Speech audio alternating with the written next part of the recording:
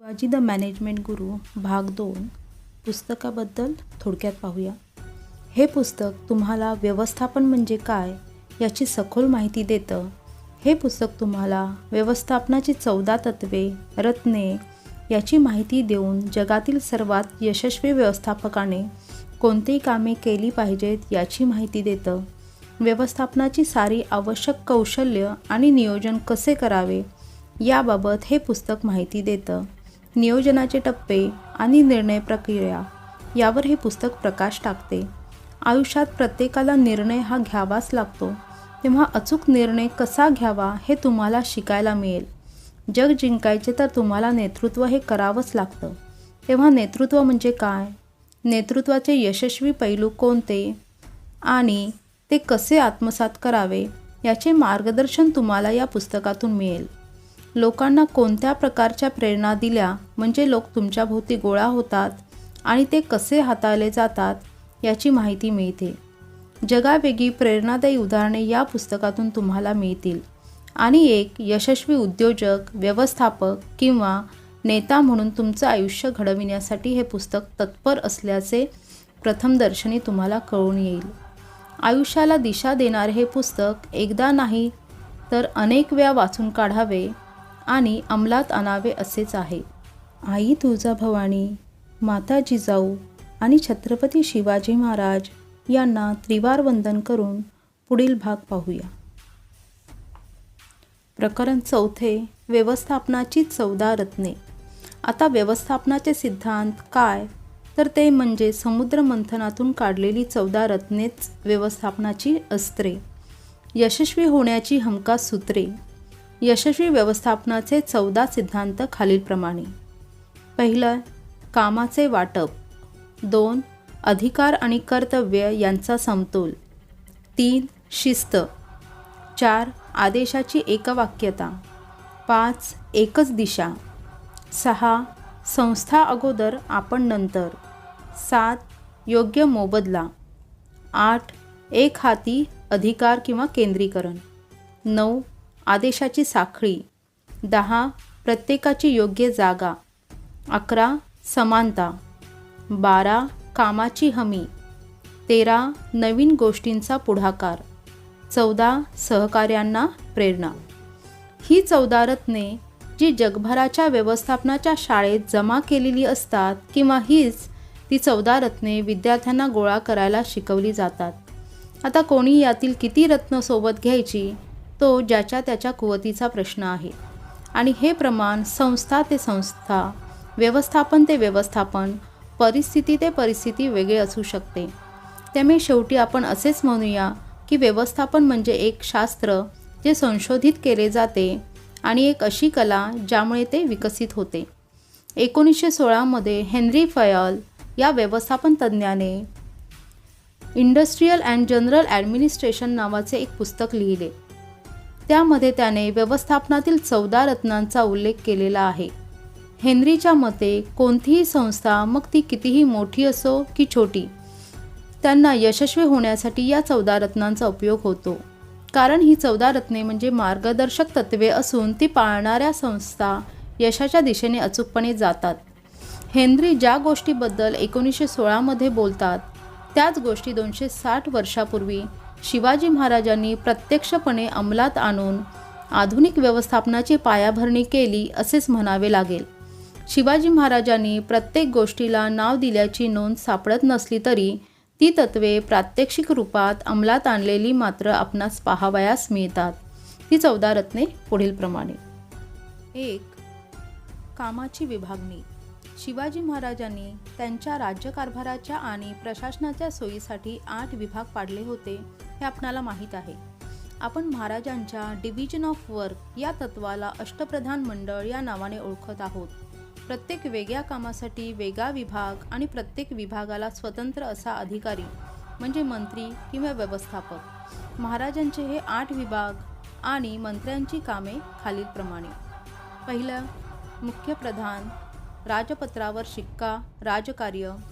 पगार सालिना 15,000 होन. 2. अमात्य, मुजुमदार, जमा खर्च, दप्तरदार व फडणीस यांच्यावर देखरेख. पगार सालिना 12,000 होन. 3. सचिव सुरनीस.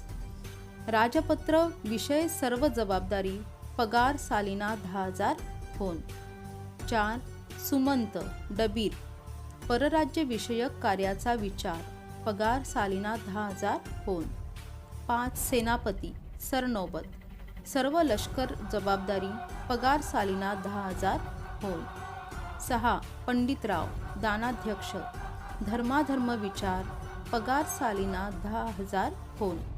7. न्यायाधीश. राज्यातील न्यायनिवाडा पत्रे, पगार सालिना 10,000 होन. 8. मंत्री वाकणीस. अंतर्गत राजकारण, राजाची दिनचर्या लिहिणे, आमंत्रण, महाराजांची भोजन व्यवस्था.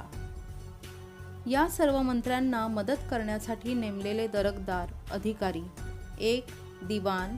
2. मुजुमदार हिशोब तपासनीस. 3. फडणीस महसूल हिशोब. 4. सबनीस दप्तरदार. 5. कारखानीस पुरवठाधिकारी. 6. चिटणीस. 7. जामदार खजिनदार. 8. पोतनीस नाणेतज्ज्ञ. महाराजांनी अष्टप्रधान मंडळ बनविले म्हणजे काय तर प्रत्येक विभागाचे किंवा कामाचे स्पेशलायझेशन केले आणि स्पेशलायझेशनचा पुढचा टप्पा म्हणजे आपोआपच ते इनोव्हेशनला जन्माला घालते. त्या विभागाने किंवा मंत्र्याने त्याला दिले तेवढेच काम सातत्याने केल्याने तो माणूस त्या कामात निष्णात होतो आणि त्यातूनच नवीन नवीन शोध युक्त्या जन्माला येतात. यालाच म्हणतात इनोव्हेशन. यासाठी महाराजांनी तयार केलेले वेगवेगळे विभाग पुढीलप्रमाणे: राज्याच्या अधीन असणारे 18 कारखाने. पहिला खजिना कोषागार रोख पैसे. दुसरा जवाहीरखाना रत्नशाळा. तिसरा अंबरखाना धान्यशाळा. चौथा अब्दारखाना पेये. 5. नगारखाना वाद्य. 6. तालीमखाना व्यायामशाळा. 7. जामदारखाना सर्व प्रकारची नाणी. 8. जिरातेखाना शेती. 9. मुदबकखाना पाकालय. 10. शरबतखाना पानक. 11. शिकारखाना पक्षीशाळा. 12. दारूखाना स्फोटकशाळा. 13. शहदखाना आरोग्य. 14. पिलखाना हत्तीशाळा. 15. फरासखाना अस्तरणागार. 16. उष्टरखाना उंटशाळा. 17. तोफखाना यंत्रशाळा. 18. दप्तरखाना लेखनशाळा. महाराजांच्या थेट नियंत्रणात असलेले 12 महाल: 1. पोते खजिना. 2. थट्टी गोशाळा.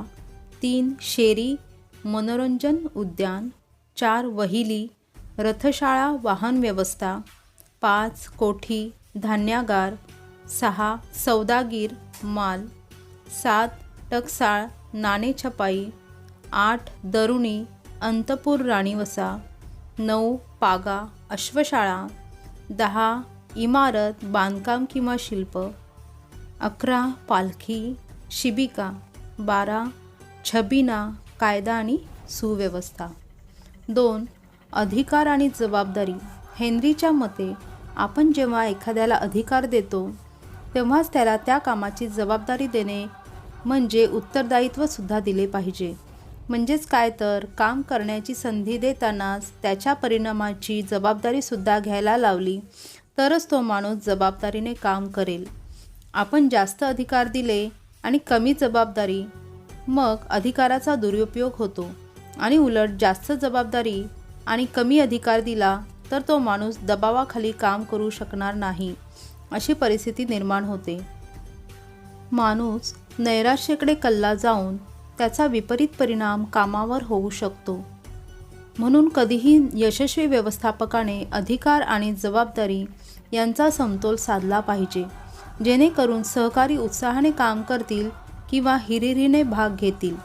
उदाहरणार्थ, शिवाजी महाराजांनी सेनापतीला युद्धाचे अधिकार दिले, त्याच प्रमाणात सेनापतीला युद्धाचे यश अपयशासाठी जबाबदार धरले जाणार अशी व्यवस्थाही केली होती. आणि या अधिकार आणि जबाबदारीचा समतोल साधला असल्यामुळेच संपूर्ण हयातीत स्वराज्याचे एकाही सेनापतीने कधी अधिकाराचा दुरुपयोग केलेला दिसत नाही. तर दुसऱ्या बाजूला कर्तव्याच्या भावनेला जबाबदारीच्या ओझ्याखाली दबून कधी राजीनामा दिला नाही किंवा बंडखोरी केली नाही किंवा ते महाराजांना सोडून जाण्याचा कधीही विचार करू शकले नाहीत.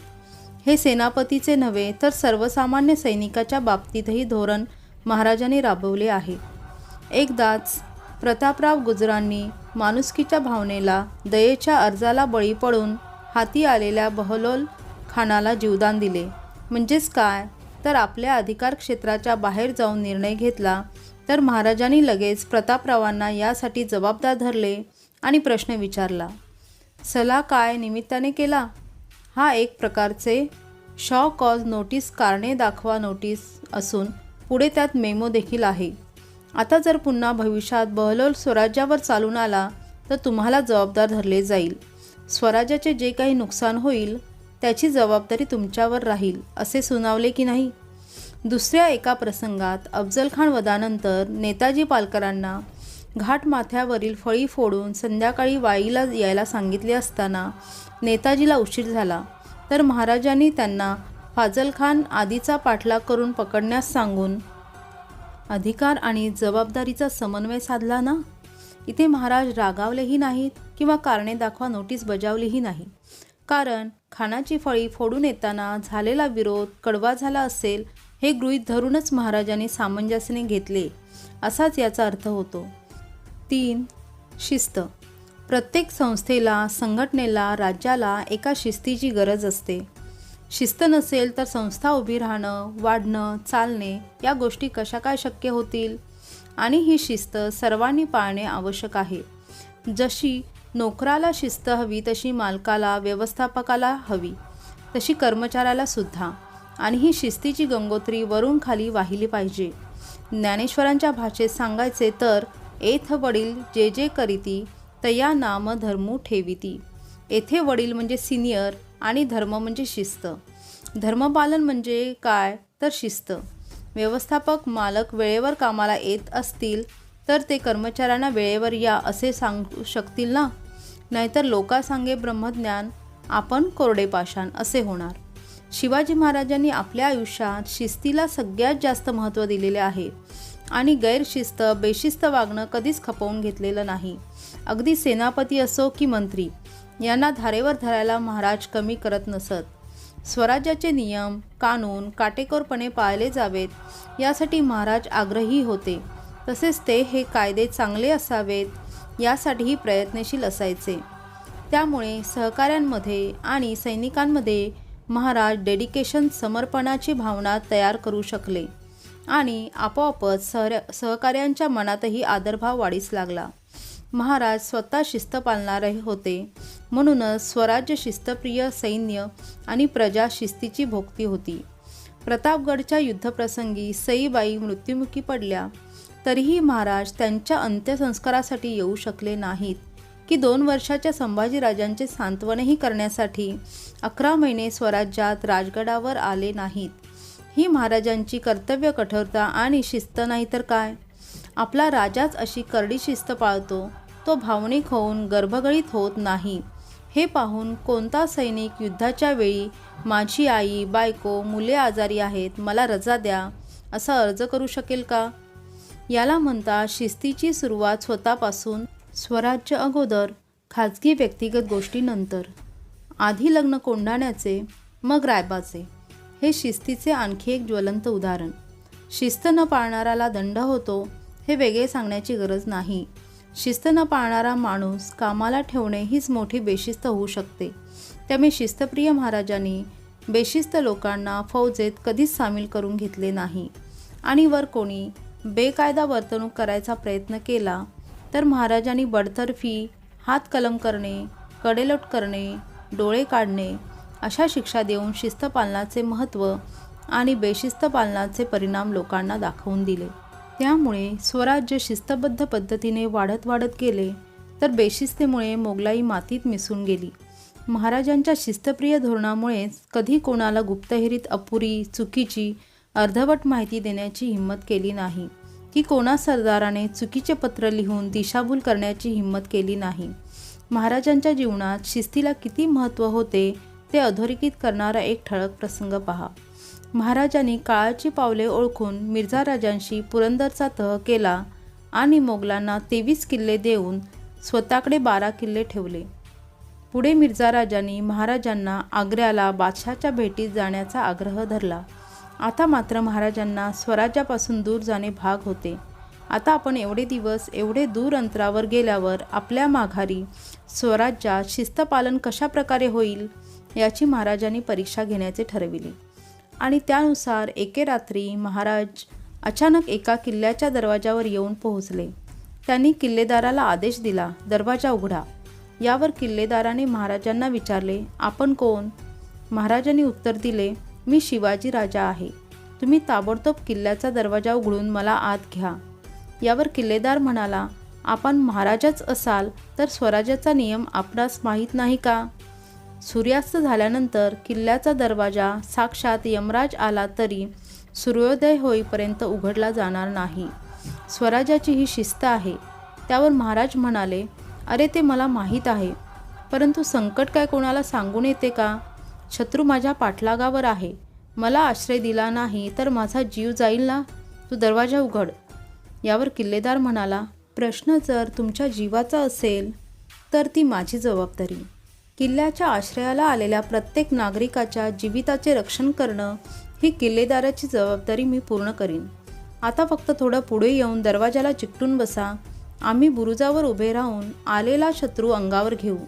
तुमच्या केसालाही धक्का लागणार नाही ही खात्री बाळगा, परंतु दरवाजा मात्र उघडता येणार नाही. महाराज म्हणाले, अरे ज्याने नियम करून दिला तो राजाच तुझ्यासमोर उभा आहे. तू मला कायदा कसला आणि कशाचा सांगतो? यावर किल्लेदार म्हणाला, हा आपल्या स्वराज्याचा कायदा आहे. तो राजाने बनविला तरी तो राजालाही लागू पडतो. रयतेला वेगळा आणि राजाला वेगळा असे 2 कायदे स्वराज्यात नाहीत. आपण निश्चितपणे दरवाजात बसा. आलेला शत्रू आम्ही बघून घेऊ. त्याने जास्तीची कुमक मागून दरवाजा बुरुज यावर फौज सिद्ध करून महाराजांच्या सुरक्षेची तजवीज केली, परंतु दरवाजा काही उघडला नाही. महाराज आता मात्र रागावले आणि म्हणाले, अरे तुमच्या स्वराज्यात राजापेक्षा मोठा अधिकार बाळगणारे कोणी आहे की नाही? किमान त्यांच्या परवानगीने तरी मला आत घ्या. माझा जीव वाचवा. किल्लेदाराने लगेच उत्तर दिले, होय, यावर एक उपाय आहे. स्वराज्यात राजालाही आदेश देऊ शकणारी एक अधिकारी आहेत. त्यांच्या परवानगी सही शिक्क्यानिशी पत्रावर तुम्हाला आत घेण्यासंबंधी अध्यादेश घेऊन आलात तरच तुम्हाला सूर्योदयापूर्वी किल्ल्यात घेण्यासाठी दरवाजा उघडता येईल.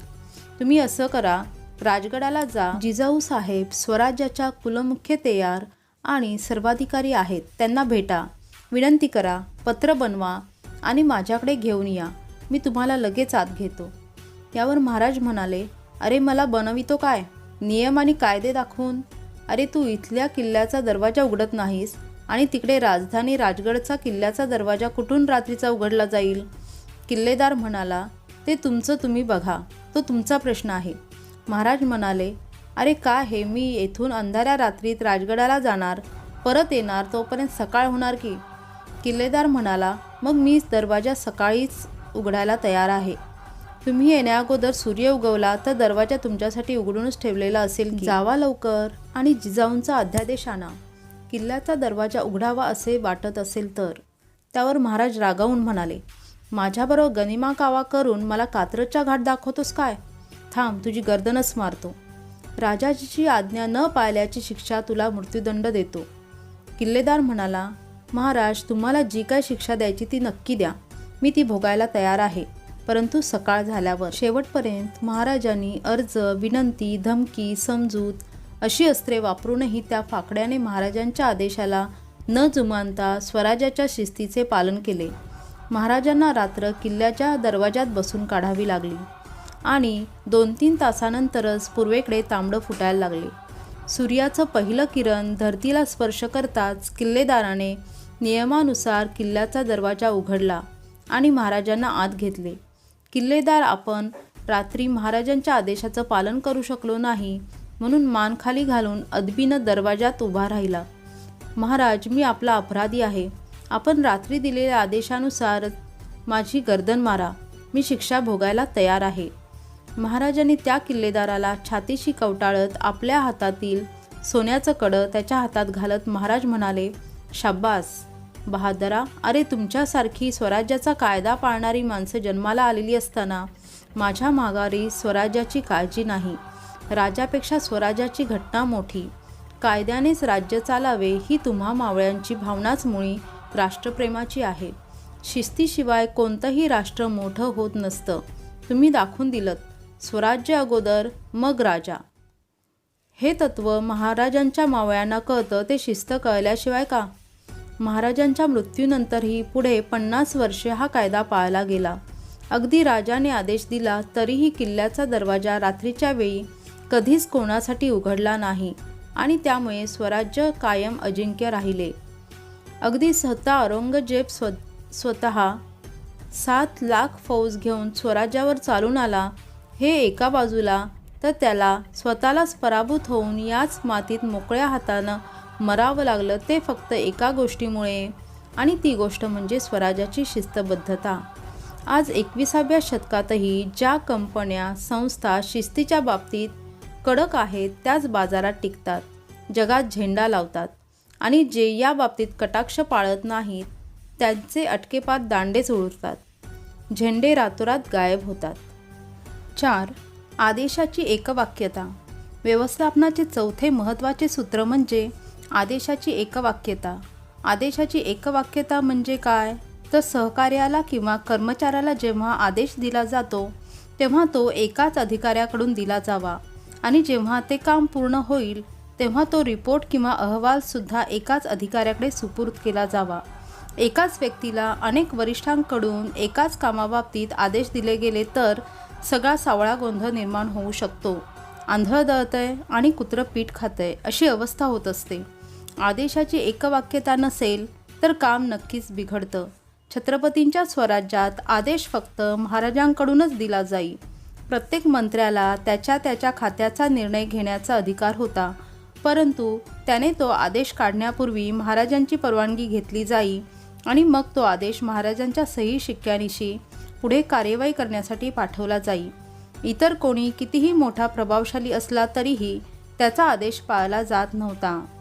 महाराज जेव्हा सेनापतीला युद्धासाठी पाठवत तेव्हा त्यांना युद्धभूमीची गरज लक्षात घेऊन निर्णय घेण्याचा अधिकार होताच, परंतु एखाद्याला जीवदान द्यायचे की नाही, तह करायचा की नाही याचा आदेश मात्र महाराजांकडूनच यावा असा संकेत होता. महाराजांची सही नसलेला आदेश धुडकावला गेला तर यात नवलते काय? एकदा असेच झाले की महाराजांचा 3 एप्रिल 1680ला विषप्रयोगाने राजधानी रायगडावर मृत्यू झाला. आता महाराजांच्या नंतर उत्तराधिकारी कोण? तर युवराज शंभूराजे. परंतु बेईमान मंत्र्यांनी आपल्या अधिकाराचा गैरवापर करीत शंभूराजांनाच अटक करण्याचा हुकूम काढला, आणि हा हुकूम नेहमी बाळाजी आवजीच्या हस्ताक्षरात लिहिला जाई.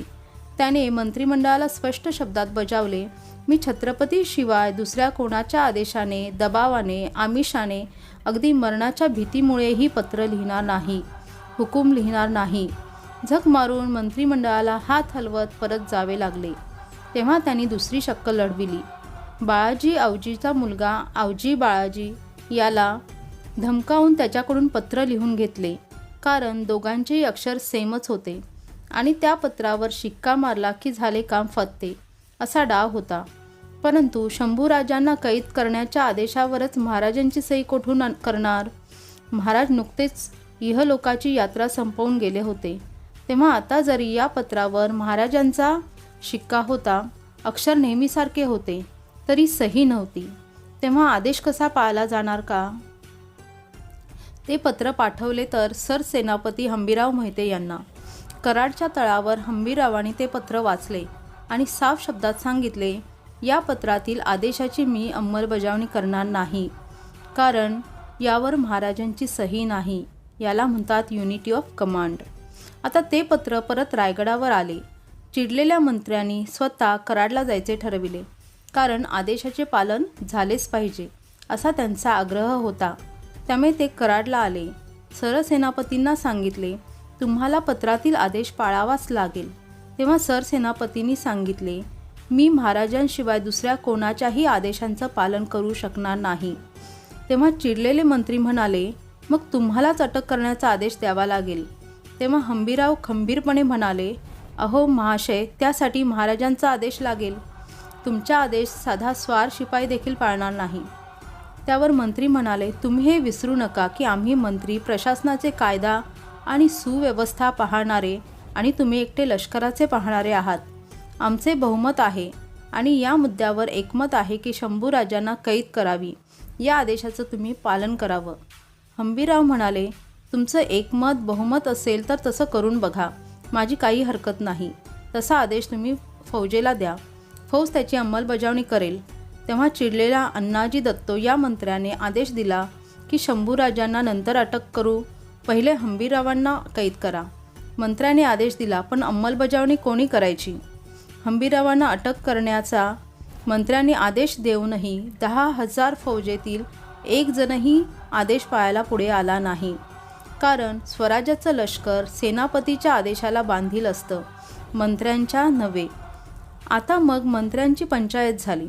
आता दुसऱ्या क्षणाला हंबीररावांनी आदेश दिला, या सर्व मंत्र्यांना राजद्रोहाच्या आरोपाखाली स्वराज्याचा नियम तोडला म्हणून अटक करा. एकाच मिनिटात सगळ्यांच्या हातात बेड्या पडल्या. याला म्हणतात युनिटी ऑफ कमांड, आदेशाची एकवाक्यता. आदेशाची एकवाक्यता हा नियम जसा हंबीररावांनी कटाक्षाने पाळला, तसाच तो नियम तेवढ्याच कटाक्षाने साध्या स्वार शिपायांनीही पाळला. युनिटी ऑफ कमांड या तत्त्वाचं जगाच्या पाठीवर असं ज्वलंत उदाहरण कुठे पाहायला मिळेल का? 5. एकच दिशा म्हणजे काय? तर one head and one plan. एका डोक्यात एकच योजना. एका डोक्यात 2 योजना तर मग समजून जा, तेलही गेलं आणि तूपही गेलं. हाती धुपाटणंच आलं. ज्या ज्या गोष्टीच्या योजनांचं एकच उद्दिष्ट आहे, त्या सर्व योजना एक हाती असल्या पाहिजेत. समजा एका कंपनीत 100 सेल्समन आहेत, जे एकच वस्तू एकाच विभागात विकतात आणि त्यांच्यावर 2च निरीक्षक आहेत. म्हणजे प्रत्येक सुपरवायझरकडे 50 सेल्समनची जबाबदारी आहे आणि त्या प्रत्येक 50 सेल्समनला जो आदेश दिशा दिली जाईल तो त्या निश्चित अशा निरीक्षकाकडूनच. पहिले 50 लोक एच्या हाताखाली असतील तर त्यांना दिशा एनेच द्यावी. दुसरी 50 लोकांची जी तुकडी आहे ती बीकडे आहे, तिला दिशा देण्याचे काम बीचे आहे. ए आणि बी अधिक 100 सेल्समन या सगळ्यांची दिशा एकच आहे, जी योजनेत सांगितली गेलेली आहे. म्हणजे सर्व लोकांनी प्लॅनमध्ये ठरलेल्या दिशेने एकाच वेळी प्रवास केला तर ऑब्जेक्ट किंवा टार्गेट लक्ष्य पूर्ण होईल. उदाहरणार्थ, महाराजांनी लाल महालावर छापा घालताना फौजेच्या 2 तुकड्या केल्या होत्या. 1000 मावळे महाराजांसोबत आणि 1000 मावळे नेताजी पालकरांसोबत. पुढे गेल्यावर या 1000 मावळ्यांच्याही 2-2 तुकड्या पडल्या. आता इथे प्रत्येक तुकडीने आपापल्या वरिष्ठाचा आदेश पाळत पुढे सरकल्या. सगळ्या तुकड्या वेगवेगळ्या मार्गाने आपल्या ठरलेल्या योजनेप्रमाणे पोहोचल्या आणि महाराजांचा छापा यशस्वी झाला. महाराज 1,25,000 फौजेच्या गराड्यात घुसून खानाचा हात छाटून सुरक्षित सिंहगडावर पोहोचले देखील. कोंढाणा घेताना सुद्धा 600 मावळ्यांच्या 2 तुकड्या पाडल्या गेल्या होत्या. 300 मावळे तानाजीसोबत आघाडीवर खंदकड्याच्या बाजूने वर गेले, तर दुसरे 300 मावळे कल्याण दरवाजाकडून सूर्याजीच्या सोबत नेतृत्वात वर चढून आले. दोघांनीही एकाच दिशेने ठरलेल्या प्लॅननुसार प्रवास केला. त्यांच्या हाताखाली 300 मावळ्यांनी युनिटी ऑफ डायरेक्शन आदेशाची दिशा पाळली आणि म्हणून सिंहगड किल्ला स्वराज्यात आला. साल्हेरच्या लढाईतही 80,000 मोगलांचा 40,000 मराठ्यांनी असाच प्रतापराव आणि हंबीररावांच्या नेतृत्वात उघड्या मैदानात भर दिवसा दारुण पराभव करत स्वराज्यात युनिटी ऑफ डायरेक्शन हे सूत्र किती मोठ्या प्रमाणात यशस्वीपणे वापरले जाते हे दाखवून देण्यास पुरेसे आहे. महाराजांचा गनिमी कावा हे युद्धतंत्र युनिटी ऑफ डायरेक्शनचेच वेगळे नाव आहे. कारण या पद्धतीत आघाडी, पिछाडी, डावी बाजू, उजवी बाजू आणि अशा 4ही बाजूंनी फौजा एका दिशेने आगेकूच करत ठरलेली योजना अंमलबजावणी करत फार प्रचंड मोठ्या शत्रूंचा मुठभर फौजेच्या मदतीने दारुण पराभव करत असत. एकदा नव्हे, दोनदा नव्हे, तर हमेशा, नेहमी. विषय जास्त लांबवायचा नाही म्हणून थोडक्यात सांगितले. जगाने पाहावे शिवाजी महाराजांचे व्यवस्थापन कौशल्य तोंडात बोट घालून. कायम आश्चर्यचकित करणारी कामे महाराजांनी कशी केली स्वराज्याचा प्रवास एकाच दिशेने झाला आणि ते सातत्याने विस्तार पावत राहिले. 8 शत्रूंचा सामना करून 22 देशांना अंगावर घेऊन शेकडो आंतरराष्ट्रीय सेनापतींना पाणी पाजून. 6. संस्था अगोदर आपण नंतर. थोडक्यात काय तर कोणत्याही व्यक्ती किंवा व्यक्तींचा समूह यांच्यापेक्षा संस्थेच्या उद्दिष्टांना प्रथम प्राधान्य दिले गेले पाहिजे. संस्था यशस्वी झाली तर त्या संस्थेतील लोक यशस्वीच झाले. म्हणजे व्यक्तीच्या हितापेक्षा एकंदरीत संस्थेच्या, कंपनीच्या, राज्याच्या हिताला प्राधान्य दिले गेले पाहिजे. दुसऱ्या भाषेत सांगायचे तर व्यक्तीने स्वतःच्या हितासाठी काम करून व्यक्तिगत उन्नतीचे लक्ष न ठेवता संस्थेच्या, कंपनीच्या उन्नतीकडे लक्ष दिले पाहिजे. संस्था वाढली तर सगळ्यांचा उत्कर्ष आपोआपच होणार आणि त्यासाठी प्रत्येकाने हीच भूमिका अंगीकारली तरच संस्था किंवा कंपनी यशस्वी होऊ शकतात. शिवाजी महाराजांना या बाबतीत सगळ्यात मोठं म्हणावं लागेल. त्या काळात व्यक्तिगत उत्कर्षासाठी झटणारे लोक जहागिरी मिळाली की आपली गडी बांधून आरामात राहत. त्यांना समाजाचे, राष्ट्राचे काय होते आणि काय नाही याचे काही देणेघेणे नसायचे. म्हणजेच काय तर या जहागीरदारांची भूमिका काय होती तर आधी आमचा उत्कर्ष, नंतर बघू राष्ट्राच्या उद्धाराचं. आणि महाराजांनी ही परिस्थिती प्रयत्नपूर्वक बदलून आधी राष्ट्र उद्धार मग व्यक्तिगत उत्कर्ष ही समाजाची आणि एकंदरीत देशाची भावना निर्माण केली. व्यक्ती किंवा व्यक्तींचा समूह जेव्हा व्यक्तिगत उन्नतीसाठी पुढे सरसावतो तेव्हा ती संस्था, कंपनी बंद पडण्यास, डुबण्यास वेळ लागत नाही. या उलट जेव्हा व्यक्ती किंवा व्यक्तिसमूह स्वराज्य किंवा राष्ट्र या उद्देशाने राष्ट्रीय उन्नतीसाठी एकत्र येतात तेव्हा तो उत्कर्ष कायमस्वरूपी आणि दीर्घकाळ टिकणारा असतो. महाराजांच्या स्वराज्य व्यवस्थापनाचे हे मोठे कौशल्य आहे की त्यांनी राष्ट्रसैन्याची निर्मिती केली. आधी लग्न कोंडाण्याचं मग रायबाचे असे म्हणणारे हजारो तानाजी मालुसरे निर्माण झाले. रामजी पांगेरा कनेरकडच्या लढाईत मारला गेला म्हणून महाराज त्याच्या घरी त्याच्या कुटुंबियांचे सांत्वन करण्यासाठी गेले. त्यांनी त्या कुटुंबास थैली भरून सुवर्ण मोहरा देण्याचं योजलं तर त्या कुटुंबाने ते सोन्याचं बक्षीस नाकारलं आणि रामजीचे वडील रडू लागले. महाराज म्हणाले, बाबा आणखी काही हवं का? जमीन, जुमला, वतन, पैसा? बोला बाबा बोला. शिवाजी राजा तुमच्या दारात उभा आहे. शब्द देतो तुम्ही मागाल ते देईन. तुमच्या पोराचं स्वराज्यावर मोठं उपकार आहेत. निसंकोचपणे मागा काय हवंय आपल्याला. तेव्हा तो रामजी पांगेरेचा वडील महाराजांचा हात हातात घेऊन सांगतो, महाराज मागणारी माणसं आपल्याला स्वराज्यात जन्माला आली नाही आणि तसली मागणारी अवलाद स्वराज्यानं कधी वाढवली नाही. मला तुम्हाला काहीतरी द्यायचं आहे, कबूल करा. मी देईन ते तुम्ही घ्याल. महाराज विनाविलंब म्हणाले, बाबा राजाकडून न घेता राजालाच देणारी माणसं या मुलखानं जन्माला घातली म्हणून स्वातंत्र्याच्या क्षितिजावर स्वराज्यरूपी सूर्य तळपू लागला आहे. दिला शब्द जे तुम्ही स्वराज्याला देणार ते मी घेणार. रामजी पांगेरेचा भाऊ तिकडेच एका डोंगरावर शेतात काम करण्यात मग्न होता. त्याला माहीत नव्हतं महाराज त्याच्या झोपडीत आलेले आहेत म्हणून. त्या म्हाताऱ्या बाबाने जोरात आरोळी ठोकली आणि पोराला ताबडतोब घरी यायला सांगितलं. शेतातलं काम तसंच सोडून पोरगं धापा टाकीत लगेच गावात पोहोचलं. ते येताच पांगेरानं त्याच्या हातात हात घेतला आणि महाराजांच्या हातावर ठेवला. म्हणाले, राजे एक मुलगा स्वराज्याला कामाला दिला, आणखी काही लेकरं पोटी असती तर तीही स्वराज्याच्या कामी लावली असती. आता एवढं एकच आहे ते पदरी घ्या. महाराज म्हणाले, पण बाबा तुम्ही आता एकटे आहात. या वयात तुमचा मुलगा तुमच्याजवळ असणं केव्हाही चांगलं. पोराला घरीच राहू देत. रामजीच्या पेन्शनमधून घर खर्च चालण्याची तरतूद करून देतो. निश्चिंत राहावा. तेव्हा तो म्हातारा महाराजांना म्हणाला, रामजी पडला तेव्हाच पैशाचा प्रश्न संपला. काम न करता पगार कशापायी घ्यावा? स्वराज्यासाठी मरण येणं सगळ्यांच्याच भाग्यात नसतं. माझा पोरगा भाग्यवान, स्वराज्याच्या कामी आला. हा माझा दुसरा मुलगा आत्ताच्या आत्ता स्वराज्यात दाखल करून घ्या. आधी स्वराज्य, मग माझा गाव, मग माझं कुटुंब. आधी कुटुंब आणि मी शेवटी. महाराज निरुत्तर झाले आणि छोटा पांगेरा लगेच स्वराज्यात भरती करून घेतला. याला म्हणतात राष्ट्रवाद. याला म्हणतात nation first, I am last. Exactly it is subordination of interest. भाग 2 समाप्त.